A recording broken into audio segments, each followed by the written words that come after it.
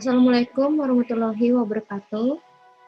Om Swastiastu, salam sejahtera bagi kita semua, dan semoga sehat selalu.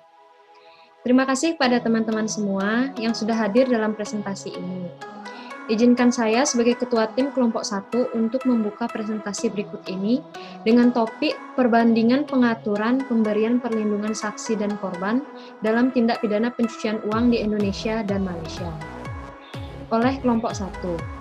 Adapun anggota Kelompok 1 antara lain, saya sendiri, Nikadek Dian Chandra Purnama, NPM 2018 1011 5242.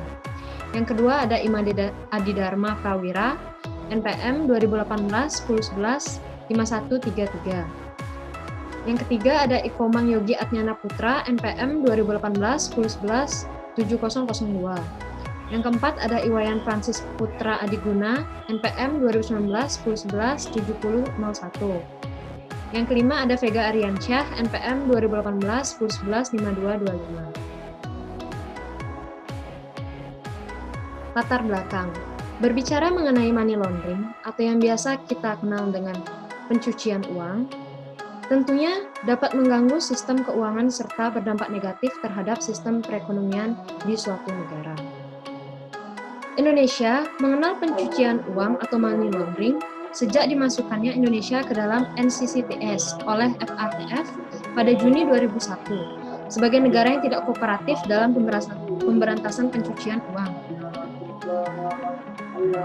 Adanya tekanan internasional serta desakan IMF dan dimasukkannya Indonesia ke dalam NCCTS list tersebut, maka Indonesia mau tidak mau, suka atau tidak suka, akhirnya membuat dan mengundangkan Undang-Undang Anti Pencucian Uang, yaitu Undang-Undang Nomor 15 Tahun 2002 tentang Tindak Pidana Pencucian Uang, yang kemudian diamandemen dengan Undang-Undang Nomor 25 Tahun 2003.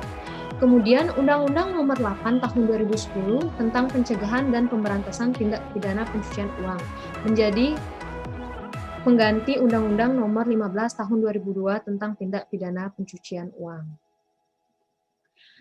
Dalam proses pemeriksaan perkara pidana mengenai kasus pencucian uang, saksi adalah salah satu kunci untuk memperoleh kebenaran material yang merupakan kebenaran yang benar-benar terjadi. Salah satu alat bukti yang sah dalam proses peradilan pidana adalah keterangan saksi yang mendengar, yang melihat, atau yang mengalami sendiri terjadinya suatu tindak pidana dalam upaya mencari dan menemukan kejelasan tentang tindak pidana yang dilakukan oleh pelaku tindak pidana.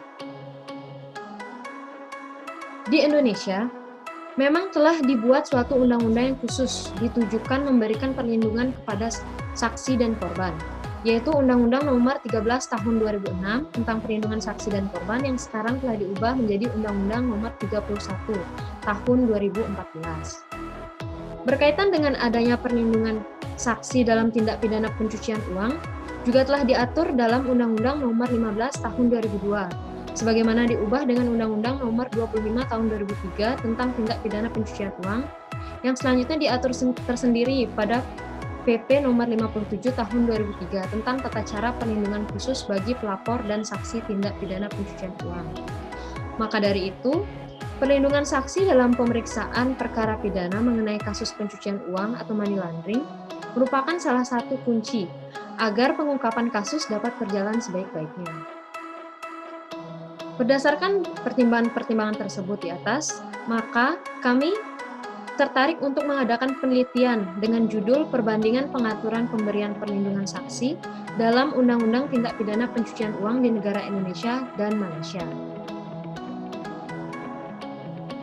Adapun rumusan masalah, yang pertama, bagaimana perbandingan pengaturan pemberian perlindungan saksi dalam Undang-Undang Tindak Pidana Pencucian Uang di negara Indonesia dan Malaysia.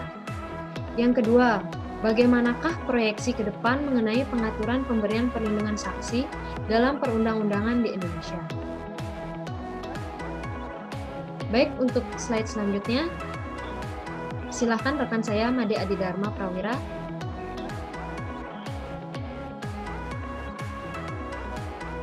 Selanjutnya, perkenankan saya untuk mempresentasikan atau menjelaskan terkait dengan tinjauan umum, yaitu tentang perbandingan hukum. Yang pertama, terkait istilah perbandingan hukum. Istilah perbandingan hukum dalam bahasa asing diterjemahkan comparative law dalam bahasa Inggris, Vergelijkende Rechtsle dalam bahasa Belanda, dan Droit comparé dalam bahasa Prancis. Adapun Rudolf B. Schlesinger dalam Romilly Atmacasmita mengatakan bahwa perbandingan hukum merupakan metode penyelidikan dengan tujuan untuk memperoleh pengetahuan yang lebih dalam tentang bahan hukum tertentu. Kemudian, terkait dengan karakteristik common law dan civil law, kami mengambil contoh negara Inggris dan Belanda, dikarenakan Inggris merupakan penganut sistem common law yang murni, sedangkan Belanda merupakan negara yang menurunkan sistem hukum civil law yang digunakan di Indonesia. Untuk lebih jelasnya, adapun karakteristik sistem hukum Inggris atau common law system. Yang pertama, sumber hukum yang digunakan adalah custom, legislation, dan case law. Yang kedua, konsekuensi dipergunakannya case law dengan doktrin presiden. Yang ketiga, hakim dapat menjatuhkan putusannya sesuai dengan kebiasaan atau melaksanakan asas presiden sepenuhnya. Yang keempat, mengenal doktrin mens rea. Yang kelima, pertanggungjawaban pidana, yaitu menggunakan actus reus dan mens rea. Yang keenam, tidak mengenal perbedaan antara kejahatan dan pelanggaran. Yang ketujuh, sistem hukum acara pidana yang berlaku yaitu sistem accusatoire atau adversary system. Dan yang terakhir yaitu sistem pemidanaannya yaitu bersifat kumulatif.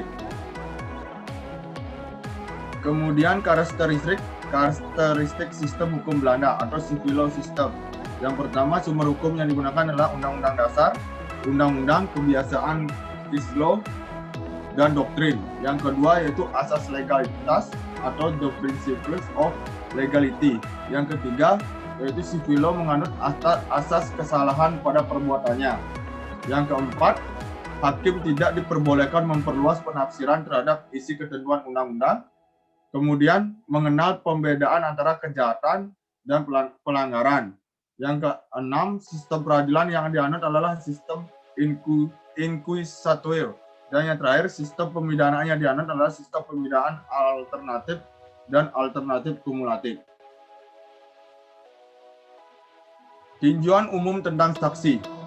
Menurut ketentuan pasal 1, ketentuan umum Undang-Undang Nomor 31 Tahun 2014 tentang perlindungan saksi dan korban, perlindungan adalah segala upaya pemenuhan hak dan pemberian bantuan untuk memberikan rasa aman kepada saksi dan atau korban yang wajib dilaksanakan oleh LPSK atau lembaga lainnya sesuai dengan ketentuan undang-undang ini. Hak asasi diatur dalam ketentuan pasal 5 Undang-Undang Nomor 31 Tahun 2014. Pengaturan mengenai lembaga perlindungan saksi telah diatur dalam Undang-Undang Nomor 31 Tahun 2014 tentang perlindungan saksi dan korban, yaitu pada ketentuan bab 3 pasal 11 sampai dengan pasal 27. Lembaga perlindungan saksi dan korban yang selanjutnya disingkat LPSK adalah lembaga yang bertugas dan berwenang untuk memberikan perlindungan dan hak-hak lain kepada saksi dan atau korban. Selanjutnya mengenai tindak pidana pencucian uang. Definisi pencucian uang adalah rangkaian kegiatan yang merupakan proses yang dilakukan oleh seseorang atau organisasi terhadap uang yang berasal dari kegiatan dengan maksud untuk menyembunyikan atau menyamarkan asal-usul uang tersebut dari pemerintah atau otoritas yang berwenang melakukan penindakan terhadap tindak pidana dengan cara memasukkan uang tersebut ke dalam sistem keuangan sehingga uang tersebut kemudian dapat dikeluarkan dari sistem keuangan itu sebagai uang yang halal. Proses pencucian uang dibagi menjadi tiga tahap yaitu placement, layering, dan integration.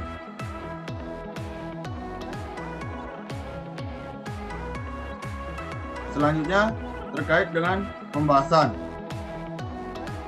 akan dijelaskan oleh rekan saya selanjutnya, yaitu Komang Yogi. Baik, saya akan melanjutkan dengan pembahasan Indonesia. Indonesia adalah negara yang menganut sistem hukum civil law. Dalam praktik penyelesaian perkara pidana di Indonesia, prinsip legalitas dan penafsiran yang diperbolehkan dari prinsip tersebut diserahkan sepenuhnya kepada para pelaksana dan praktisi hukum seperti jaksa dan hakim. Pengaturan perlindungan saksi dan korban diatur pada Undang-Undang Nomor 31 Tahun 2014, perubahan atas Undang-Undang Nomor 13 Tahun 2006 tentang perlindungan saksi dan korban yang telah diundang. Peraturan perlindungan saksi dalam Undang-Undang Money Laundry akan dinyatakan tetap berlaku sepanjang tidak bertentangan dengan Undang-Undang Perlindungan Saksi dan Korban.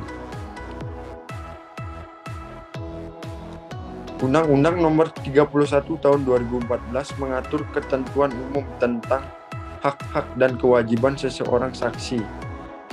Dalam hal ini, subjek yang dilindungi dalam Undang-Undang Nomor 31 Tahun 2014 meliputi saksi, korban, pelapor, dan keluarga saksi atau korban adalah sebagai berikut. A. Pasal 1 ayat 1. Saksi adalah orang yang memberikan keterangan guna kepentingan penyelidikan, penyidikan, penuntutan, dan pengadilan tentang tindak pidana yang ia dengar sendiri, ia lihat sendiri, ia alami sendiri, atau hal-hal yang ia ketahui berkenaan dengan suatu perkara pidana. Yang B, pasal 1 ayat 2. Korban adalah seseorang yang mengalami penderita fisik maupun mental serta kerugian ekonomi yang diakibatkan oleh suatu tindak pidana. Yang C, pasal 1 ayat 5. Keluarga saksi adalah orang-orang yang mempunyai hubungan darah atau sepeda dalam garis lurus dan ke samping sampai derajat ketiga dan atau orang-orang yang menjadi tanggungan saksi serta orang lain yang menurut Lembaga Perlindungan Saksi layak dilindungi. Secara umum, hak-hak seseorang saksi diatur dalam Undang-Undang Nomor 31 Tahun 2014 yaitu dalam bab 2 tentang perlindungan dan hak saksi dan korban pada pasal 5 yang diberikan berdasarkan keputusan Lembaga Perlindungan Saksi dan Korban atau LPSK.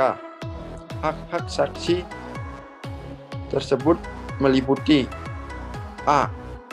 Memperoleh perlindungan atas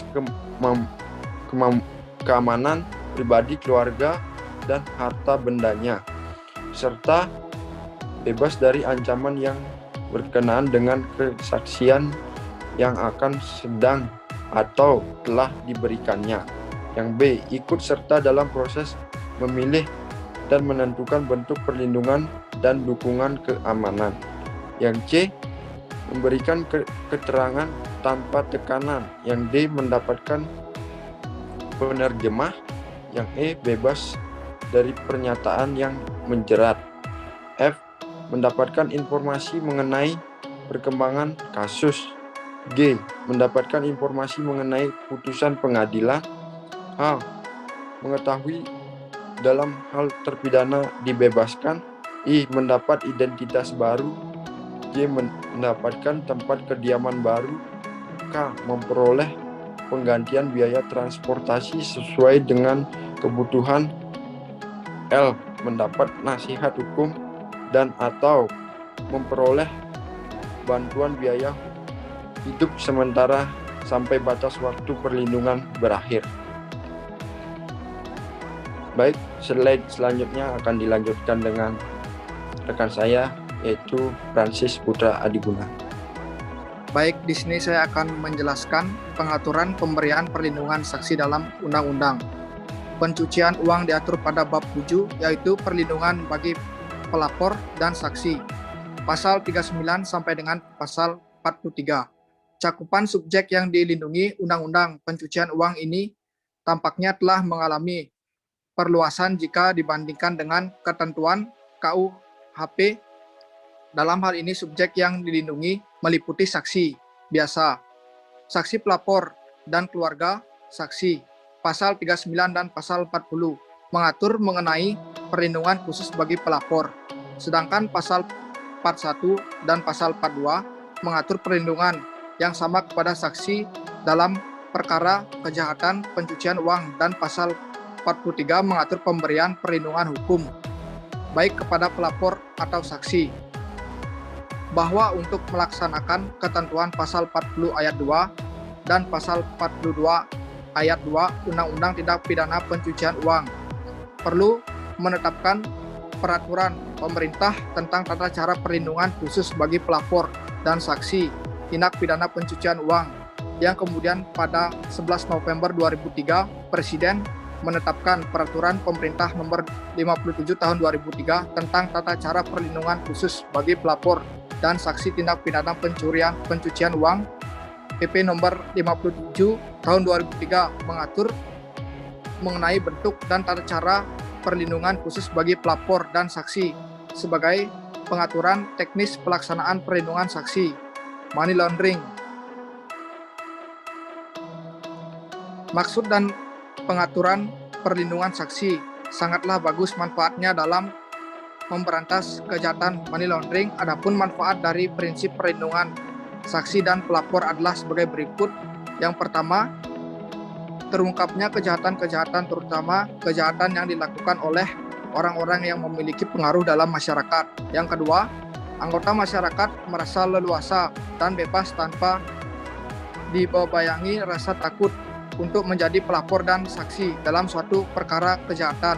Yang ketiga, terdapat pengaruh positif dalam pengurungan intensitas kejahatan karena dengan adanya semacam public supervision dari kalangan masyarakat, karena anggota masyarakat tidak segan-segan lagi menjadi pelapor dan saksi bagi perbuatan kejahatan, khususnya money laundering.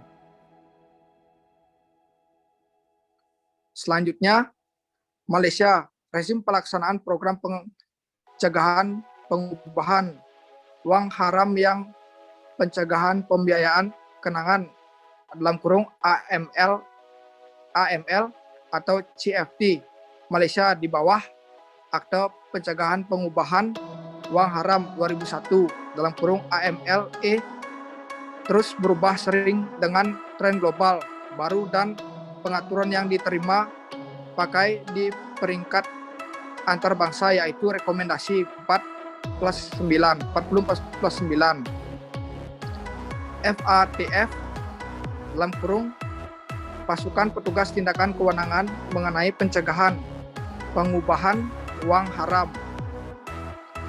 Law of Malaysia ACT 613 yang dikenal dengan Anti Money Laundering ACT of 2001 atau AMLA atau Akta Pencegahan Pengubahan Uang Haram yang disetujui oleh Raja pada tanggal 25 Juni 2001, diumumkan dalam lembaran negara pada tanggal 5 Juli 2001 dan mulai berlaku pada bulan Januari 2002. Selanjutnya akan dilanjutkan oleh rekan saya, Vega Ariansyah. Ya, saya lanjutkan. Perlindungan saksi yang diatur dalam AMLA pada part 4 mengenai reporting obligation pasal 24 yang berbunyi sebagai berikut. Perlindungan bagi saksi pelapor yang diatur dalam pasal 24. Yang pertama, tidak ada proses secara perdata, pidana atau ketertiban lainnya dapat dikenakan terhadap seseorang yang pertama mengungkapkan atau menyediakan segala informasi dalam segala laporan yang dibuat menurut undang-undang itu, atau menyediakan segala informasi yang berhubungan dengan suatu laporan, apakah pada saat laporan itu dibuat atau sesudahnya. Dalam hal yang pertama, pengungkapan atau penyediaan atau cara pengungkapan atau cara penyediaan oleh orang tersebut dari informasi sesuai dalam paragraf A atau B, atau segala akibat atau dampak yang ditimbulkan atau mengikuti pengungkapan atau menyediakan informasi tersebut, kecuali informasi yang diungkapkan atau disediakan dengan itikat tidak baik. Dalam proses tindakan yang dikenakan terhadap orang untuk suatu kejahatan menurut undang-undang ini, hal itu dapat menjadi suatu pembelaan bagi orang tersebut untuk menunjukkan bahwa dia sudah mengambil langkah yang beralasan dan melaksanakan semua hak yang baik atau sesuai untuk mencegah terjadinya kejahatan.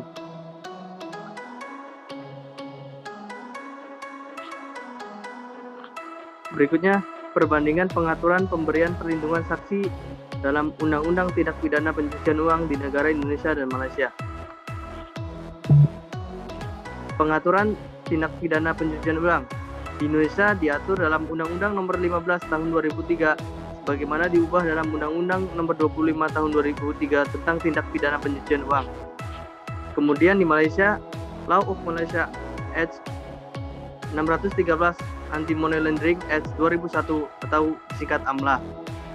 Pengaturan pemberian perlindungan saksi di Indonesia yang pertama tercantum dalam bab 4 perlindungan bagi pelapor dan saksi pada pasal 15, pasal 39 sampai dengan pasal 43 Undang-Undang Pencucian Uang serta peraturan pelaksanaannya. Kemudian Peraturan Pemerintah Nomor 57 Tahun 2003 tentang tata cara perlindungan khusus bagi pelapor dan saksi tindak pidana pencucian uang. Selanjutnya Peraturan Kepala Kepolisian Negara Republik Indonesia Nomor 17 Tahun 2005 tentang tata cara pemberian perlindungan khusus terhadap pelapor dan saksi dalam tindak pidana pencucian uang. Kemudian di Malaysia tercantum dalam Part 4 Reporting Obligation pada pasal 24 mengenai Protection of Person Reporting.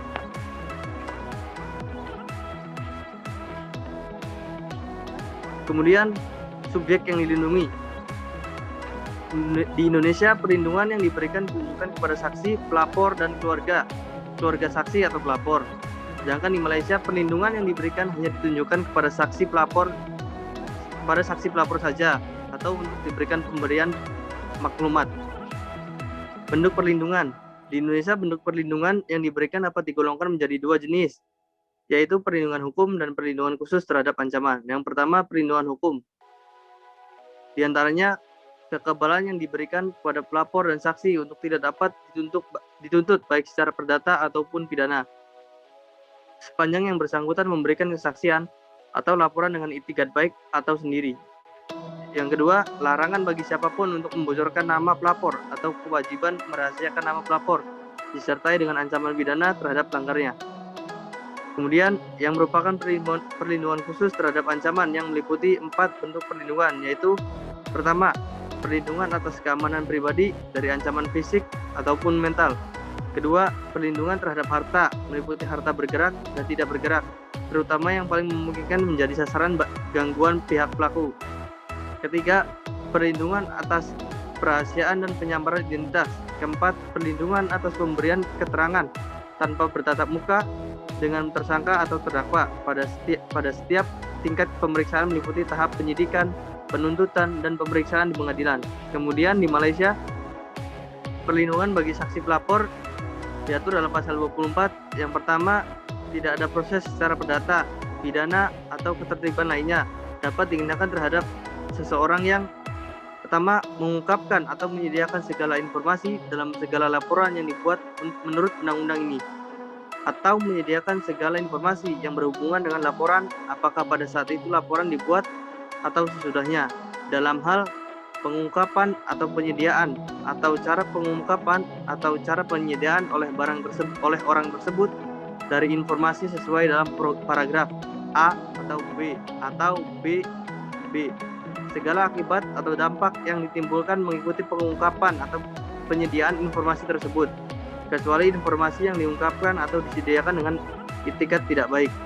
Kemudian yang kedua, dalam proses tindakan yang dikenakan terhadap orang untuk suatu kejahatan menurut undang-undang ini, hal itu dapat menjadi suatu pembelaan bagi orang tersebut untuk menunjukkan bahwa dia sudah mengambil langkah yang beralasan dan melaksanakan semua hak yang baik atau sesuai untuk mencegah terjadinya kejahatan.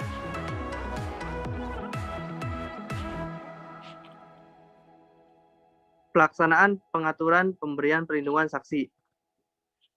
Yang pertama, pelaksanaan ketentuan perlindungan saksi berdasarkan ketentuan Undang-Undang Pencucian Uang yang secara teknis dilakukan menurut aturan pelaksanaan, yaitu pada Peraturan Perundang-undangan Nomor 57 Tahun 2003 dan Peraturan Kepala Kepolisian Negara Republik Indonesia Nomor 17 Tahun 2005. Kemudian, namun karena telah disahkannya payung hukum pengaturan pemberian perlindungan saksi yaitu pada Undang-Undang Nomor 13 Tahun 2006, maka pelaksanaan tetap berlaku sesuai Undang-Undang Pencucian Uang dan aturan pelaksanaannya selama tidak bertentangan dengan Undang-Undang Nomor 13 Tahun 2006 tentang perlindungan saksi dan korban. Di Malaysia, pelaksanaannya juga hanya berdasarkan Law of Malaysia yang mengatur anti money laundering tahun 2001 dikarenakan belum adanya suatu payung hukum pengaturan pemberian perlindungan saksi. Kemudian untuk pelaksanaan perlindungan saksi di Indonesia diatur mengenai pelaksana perlindungan khusus kepada saksi dilakukan oleh negara melalui Kepolisian Negara Republik Indonesia sesuai dalam Pasal Perundang-undangan Nomor 57 Tahun 2003, mengacu pengaturan Undang-Undang Payung Undang-Undang Nomor 31 Tahun 2014 yang menjadi pelaksana adalah LPSK atau Lembaga Perlindungan Saksi dan Korban. Kemudian di Malaysia hanya oleh Badan Pencegah Rasuah. Kemudian kesimpulan bakal dijelaskan oleh rekan saya, Kadek. Terima kasih, Vega. Kesimpulan, di dalam Undang-Undang Nomor 15 Tahun 2002, sebagaimana dirubah dengan Undang-Undang Nomor 25 Tahun 2003 tentang tindak pidana pencucian uang di Indonesia diatur mengenai ketentuan perlindungan saksi, yakni dalam pasal 39 sampai dengan pasal 43.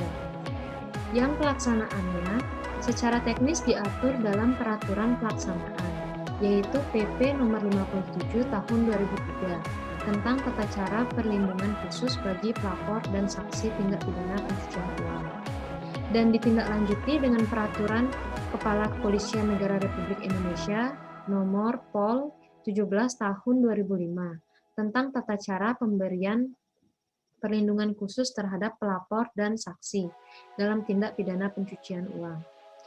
Perlindungan saksi yang dianut merupakan perlindungan hukum dan perlindungan khusus terhadap ancaman yang ditujukan terhadap saksi, pelapor, keluarga, saksi atau pelapor. Sedangkan dalam anti money laundering 613 pengaturan perlindungan saksi ada pada part 4 pasal 24 tentang protection of person reporting. Perlindungan ditujukan hanya kepada saksi pelapor dengan jenis perlindungan hukum. Selama proses persidangan, otomatis seorang saksi tidak akan mendapat perlindungan. Berdasarkan perbandingan pengaturan pemberian perlindungan saksi dalam Undang-Undang Pencucian Uang di Indonesia dan Malaysia, dapat diambil segi-segi nilai positif yang dapat menjadi proyeksi ke depan pengaturan pemberian perlindungan saksi dalam perundang-undangan di Indonesia. Perlindungan saksi adalah hak dapat diterima oleh seorang saksi pada pengaturannya pada ketentuan Undang-Undang Pencucian Uang maupun aturan pelaksanaannya, serta dalam Undang-Undang Perlindungan Saksi. Akan lebih baik jika pengaturannya dalam peraturan tersebut di atas, perlindungan saksi dijadikan ketentuan wajib bagi penegak hukum, sehingga legalitasnya akan terasa lebih kuat. Ketentuan pelaksanaan dan cara-caranya akan lebih baik jika diatur lebih rinci. Aturan perjanjian yang dilakukan apabila seorang saksi berasal dari luar wilayah Indonesia juga belum jelas. Yang terakhir, saran akan dijelaskan oleh rekan saya, Imade Adidharma. Dipersilahkan. Terima kasih, Kadek. Kemudian, saran dari kelompok kami yaitu bagaimana peranan saksi dalam pembuktian perkara tindak pidana pencucian uang sangat dibutuhkan. Maka penegak hukum yang beranggapan bahwa saksi hanya digunakan sebagai alat untuk memberikan keputusan agar bersifat adil harus dihilangkan. Berdasarkan asas persamaan dalam hukum, seorang saksi juga punya hak untuk dilindungi dan diberi jaminan agar dapat memberikan keterangan dengan benar tanpa adanya tekanan dari pihak-pihak lain, sehingga efeknya juga akan membuat pengungkapan kasus pencucian uang berjalan dengan lancar. Demikian penjelasan dari saya kembalikan kembali kepada ketua tim yaitu Kadek Dian.